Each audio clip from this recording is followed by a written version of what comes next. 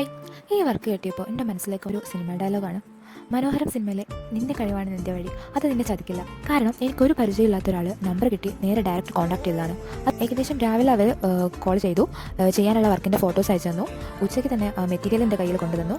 അങ്ങനെ എല്ലാം വളരെ പെട്ടെന്നായിരുന്നു ഉണ്ടായത്. ത്രെഡ് എംബ്രോയിഡറി അധികം ചെയ്യുന്നതുകൊണ്ട് തന്നെ എൻ്റെ കയ്യിലുണ്ടായിരുന്ന ത്രെഡാണ്. അതുകൊണ്ട് സീക്വൻസും ബീഡ്സും വാങ്ങാനായിട്ട് അന്ന് വൈകുന്നേരം തന്നെ പോയി. ഏകദേശം മാച്ചായിട്ടുള്ളൊരു സീക്വൻസ് മാത്രമേ അന്ന് അവിടുന്ന് കിട്ടുകയുള്ളൂ.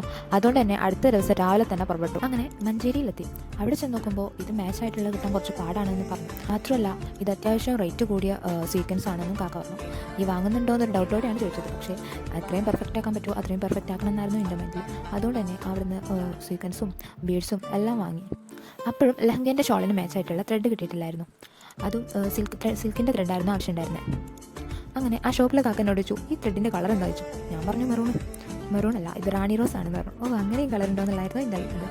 വർക്ക് ചെയ്യാനുള്ള ത്രെഡും സീക്വൻസും എല്ലാം കിട്ടിയപ്പോൾ തന്നെ എനിക്ക് പകുതി സമാധാനമായി. കാരണം വളരെ ഷോർട്ട് ടൈമുള്ള ഒരു വർക്കായിരുന്നു ഇത്.